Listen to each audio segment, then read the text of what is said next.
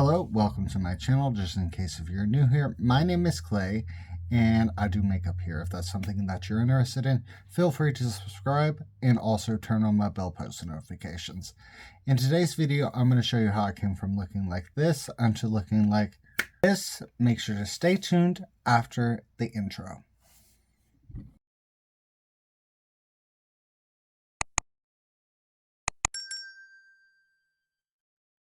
Okay, so I've been recommended a lot of videos on my Explore page, makeup for men. So I sort of did like a test to see what exactly would happen if I did like a basic makeup tutorial and put for men at the very beginning. That's been one of my best performing videos more recently. So in today's video, I'm going to show you how to do masculine makeup. So my experience with masculine makeup, I used to be a model. So I'm very familiar with masculinization and also feminization when it comes to makeup. With my face would be like a very good example of something that looks very androgynous. It's not exactly squared off. It's more of an oval. So I'm going to show you how to masculinize your looks. Within beauty standards, things that are more rounder are recognized as feminine. Things that are more squared off is recognized as more masculine. This video is for the boys and also the trans masculines. If women wants to watch this and also learn a few tips and tricks, have fun. So first things first is I'm going to prime. I'm going to squirt a few drops in my hand like this. Not everyone needs primer, but it can make a difference.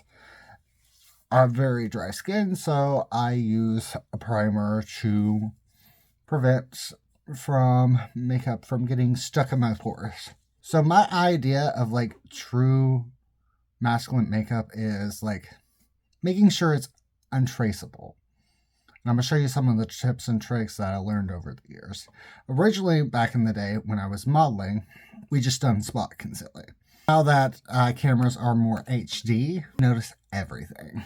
So I'm going to go ahead and start color correcting. Color correcting, basically where I have like redness or also acne, I'm going to use a green.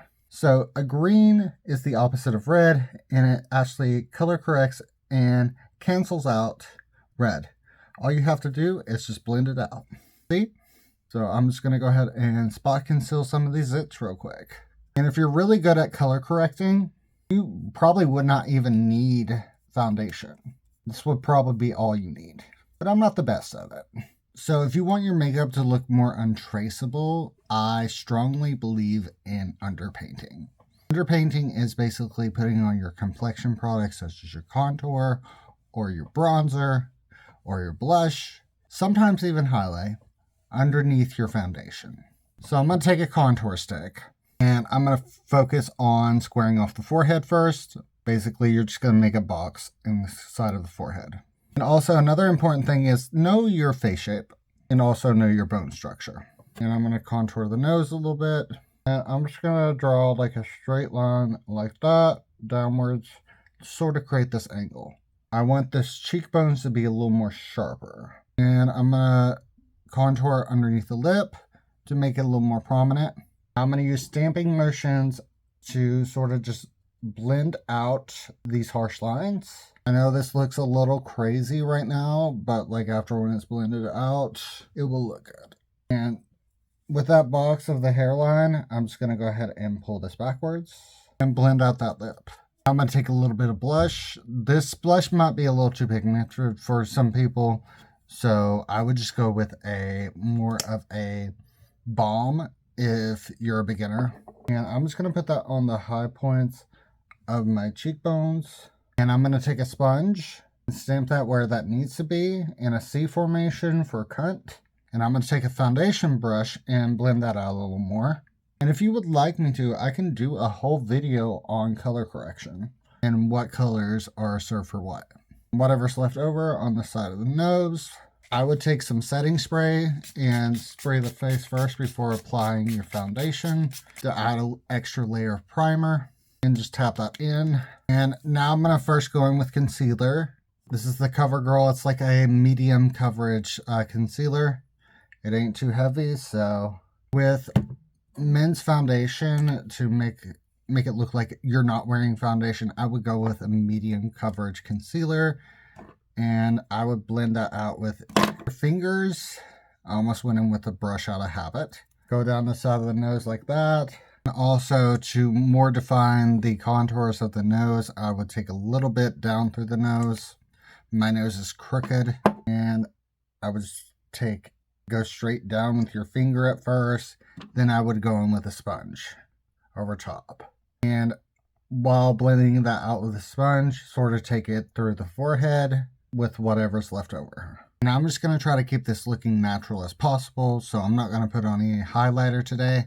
I'm going to go in with some foundation. This is by About Face. I'm not sponsored by them, nor am getting paid or have any affiliate codes.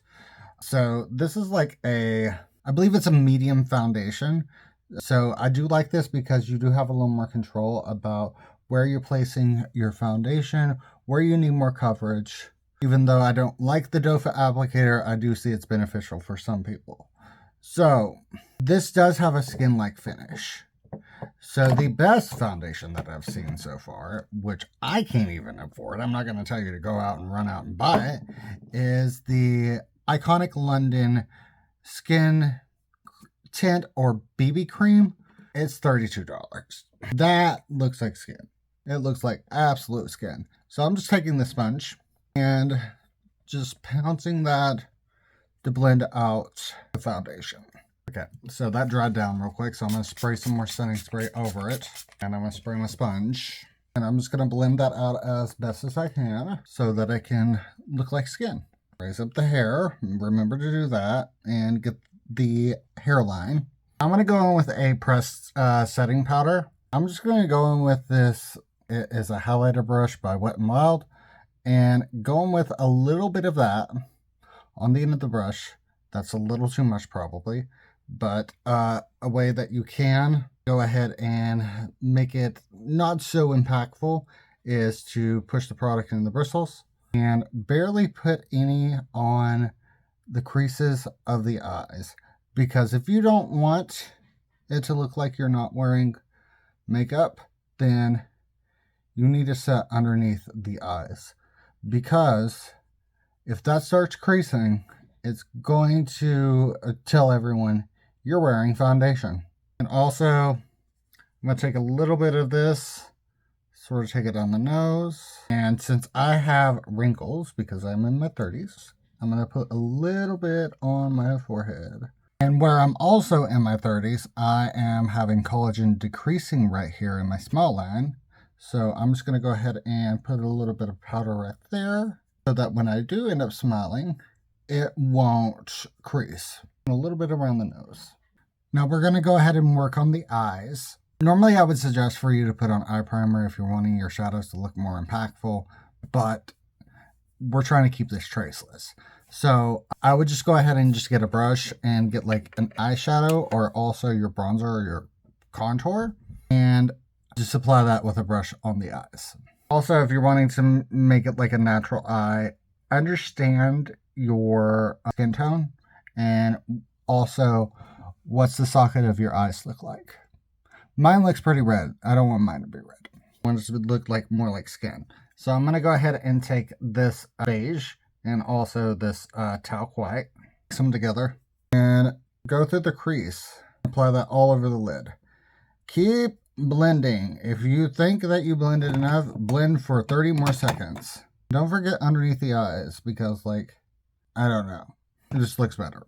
When you think you have blended enough, go out towards that edge, sort of just smoke it out.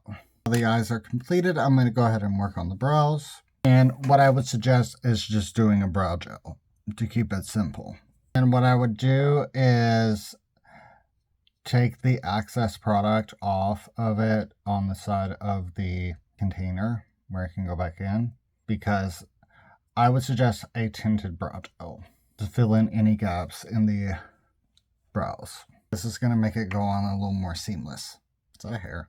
And also take the end of the spoolie like this to knock off any clumps.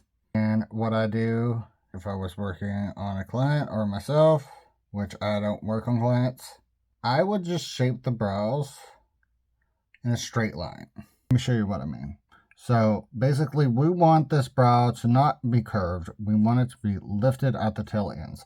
I have a swooping down tail end. Masculine brows are like that, not curved down. And I would just push down this arch right here. And to make it a little more bushy, I would just take the, what is that part called? I don't know. The inner part of the brow and fluff it upwards a little bit. Normally at this point in the video, I would do like mascara, but I'm not going to do that today. But if you're wanting more of like a natural look, I would suggest for you to use your brow sculpt or also your brow gel that is the same color as your brows to keep things a little more consistent and also looking natural. But that will probably take you a while because normally the wands are very, very small. But if that's something that you're wanting to do, you can. But I'm not going to do that in this video. So I'm going to go ahead and set this look. And I would use a natural finish setting spray. Everything I would use would be like skin finish or natural finish. So I'm going to go ahead and set the entire face by drowning it. I would take a sponge, sort of just roll, starting out from underneath the eyes, sort of push that foundation in and roll downwards on the side of the nose. Also, if you can, find like a sponge that has a flat edge and also a round edge, where you can, on the flat edge, just take the sponge and go along the jawline and also in the center of the forehead, around the nose and the mouth. Sort of force that product to merge with the skin and look more natural. And if you're going to use bronzer, go with a less pigmented bronzer. This one's actually pretty well good, but it does have a little bit of shimmer to it. So just keep that in mind. If you're going to do bronzer, which this brush has nothing on it, I would take that along the face and sort of just lightly blend in the areas where the sun naturally hits your face. But I would make sure it's very, very subtle. I'll go ahead and demonstrate. Okay, I'm going to go ahead and push that into the bristles. Knock off any excess residue. First, start off in the corner of the nose. Circular motions, tiny circular motions. No, that does not look too pigmented. And I would just blend it upwards to where the cheekbone is. A little bit halfway. Lightly tap, very, very lightly. You see how it gives more of a natural, I have life to the face than this side? But it all depends on your personal preference and what looks more natural on you. Last, you should take chapstick, but I don't have any chapstick. So I'm going to use gloss instead and put that on the lips because we don't want our lips to look crusty. I'm applying that on the lips. And since this is showing off a little too glossy, I'm going to go ahead and take the sponge, dab that off, and once again, setting spray. Sort of just melt that into the skin. Okay. And this is the completed look. If you enjoyed this video, make sure to like, comment, and subscribe. Turn on my bell post notifications. And also, please share this video to all your friends. And with that being said, I do thank you for watching. Remember to do all things with love. And until next time, bye.